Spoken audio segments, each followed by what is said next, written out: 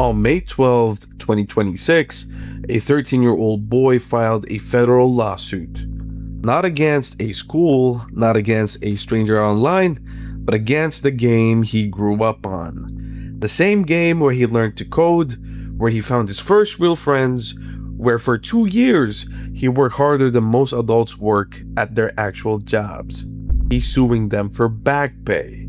This is the story of how a platform worth $45 billion convinced millions of kids that what they were doing was play, and how one of them finally called it something else. This is what your life was like as the kid, suing the game you used to love.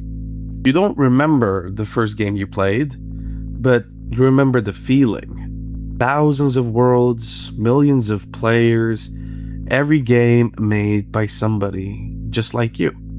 Not some giant studio, not in an adult's office. Kids building worlds. And for the first time in your life, that idea feels possible. That maybe you could build one too. So, what do? You open Roblox Studio, the free tool set that lets anybody build a game and publish it to hundreds and tens of millions of people who log into the game every single day. You start small, an hobby, an obstacle course, sometimes the jumps don't even connect right, textures that don't even load, nobody plays it. So you watch tutorials, you read the documentation, you learn Lua, an actual programming language, not because a teacher assigned it, but because you want your game to be good. So 3 months in, you publish something better. People start showing up, strangers, hundreds of them, and then thousands. Then, one night, a message appears. A real development team. Not a friend, not a random player from a server, it's a team. They have artists, scripters, testers, and hundreds of active players. They tell you that they've been watching your work. They tell you you're talented. They tell you they need somebody exactly like you. You're 11 years old. Nobody has ever said that before. So you say yes immediately. Of course you do. This is the thing Roblox always told you was possible. That anyone, anywhere, with just a laptop could build something real. Part 2. The grind. Nobody asks you to work 40 hours. Well, not at first. First, it's one bug, then another, then a weekend update, and then a deadline, and then a launch. Then someone else on the team misses their task, and suddenly you're picking up their work too.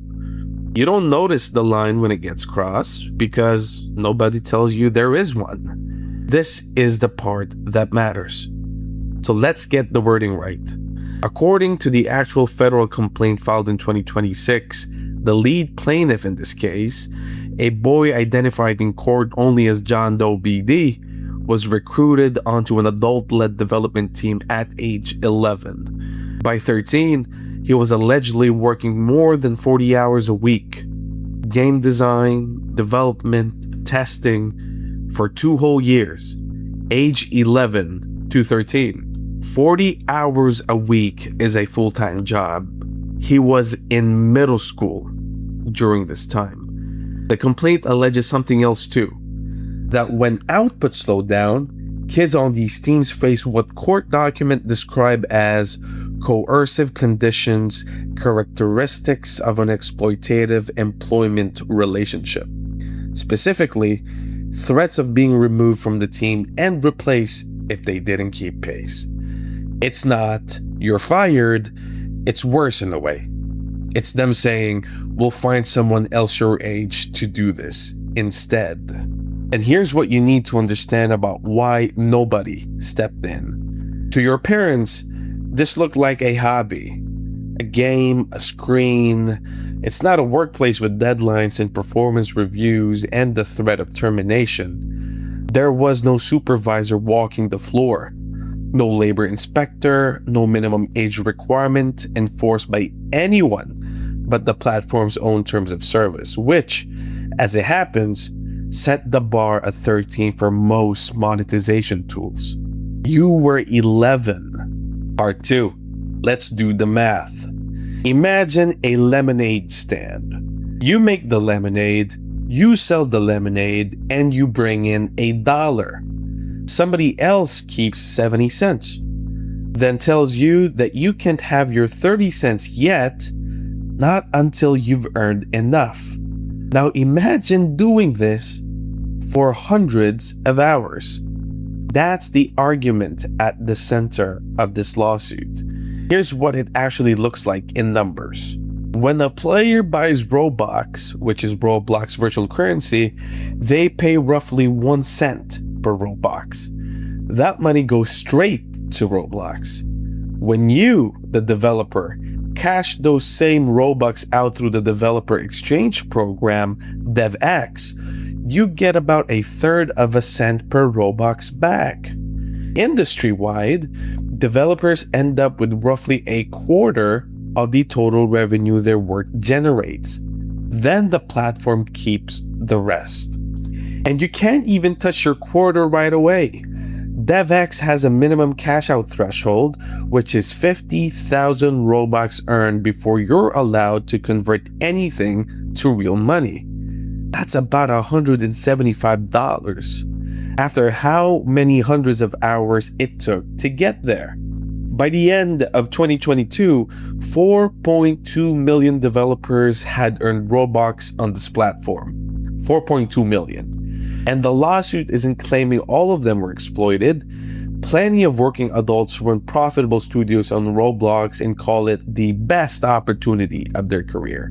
But the complaint argues the system itself. No minimum wage, no overtime, no real employment classification, payment in a closed virtual currency instead of dollars, was never built to distinguish between a 35-year-old running a business and an 11-year-old who doesn't know what a wage even is. One of them has labor protections. The lawsuit says the other one had none. Part 3. The quote. In April of 2024, a journalist asked Roblox-owned studio head Stefano Corazza directly about child labor concerns on the platform. He didn't deny the framing, he reframed it.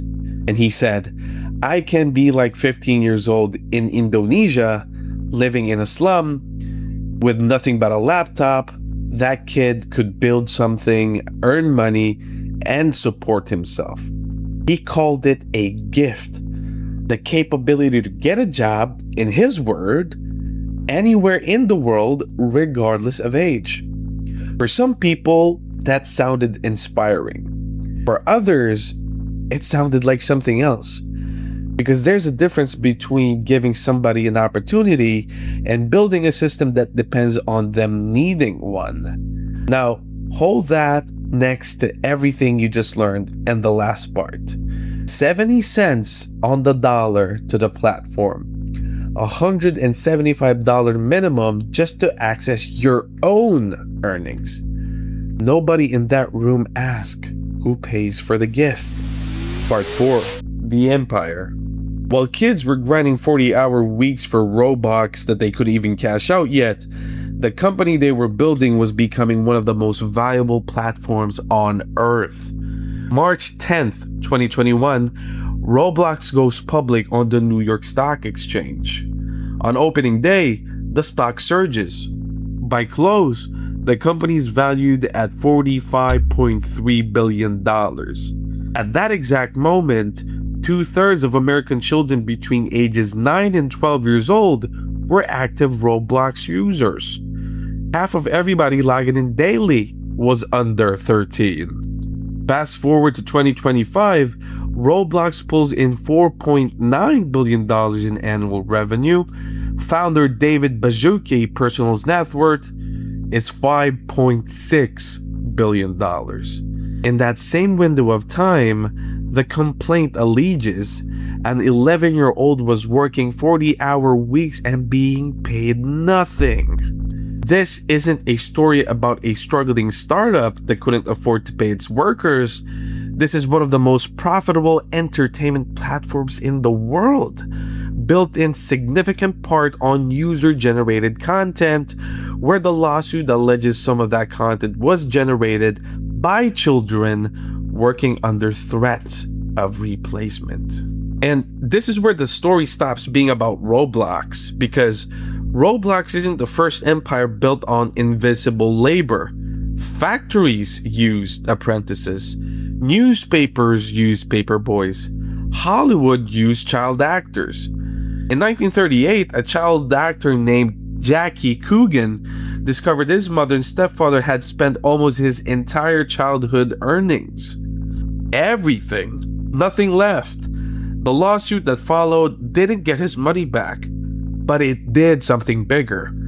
It forced California to pass a law requiring a portion of every child performer's earnings be set aside, untouchable, and in a trust. They call it the Coogan Act. The pattern is always the same. The law shows up after the exploitation, never before it. Social media used creators. The internet just found something even better. Workers who don't think they're workers. And the last part, the filing. Here's exactly what's on the record. The case is John Doe BD versus Roblox Corporation, case number 326 CV 04405, filed May 12, 2026 in the United States District Court for the Northern District of California. The plaintiff is a minor, suing through his guardian identified as Jane Doe TF. The complaint alleges violations of the Fair Labor Standards Act's child labor and minimum wage provisions, the same federal law born out of the factory floor exploitation we just talked about. It alleges violations of California labor law. It alleges unjust enrichment, negligence, and unfair business practices. It even alleges that paying workers exclusively in a closed virtual currency instead of US dollars violates laws against unlawful company scrip. That last one is worth sitting with. Company scrip, which means paying workers in currency that can only be spent or redeemed through the company itself. It's a tactic associated with exploitative labor practices going back over a century.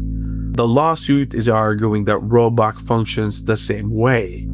We want to be precise about something here. This is one minor suing through his guardian, identified only by initials.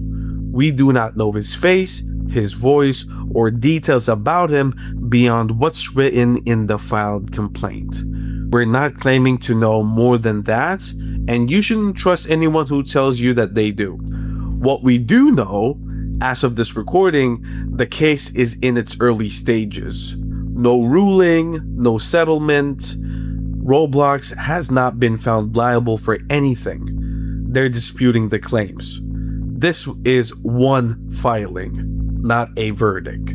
But it's time, for the first time, a court has been asked directly, when a child spends 40 hours a week generating revenue for a company, does it matter that the company calls it a game?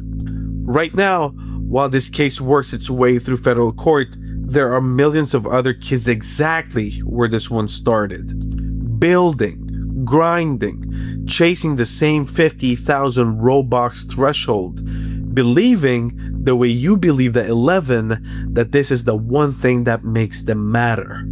Most of them will never end up in a courtroom. Most of them will just quietly stop playing one day, having made nothing, but having learned a real skill anyway and just moved on with their lives. A few of them will look at the math the way this one boy did. One day, millions of kids logged into Roblox because they wanted to build games. Somewhere along the way, some of them become part of the business. The lawsuit asks whether that happened by accident. It's up to the court to decide. But the question isn't really about Roblox anymore. It's about every platform that turns users into labor, and whether calling it a game changes what it is. This is Empire Archive. Behind every empire is a story they don't want you to know. So subscribe. The next one is even gonna hit harder.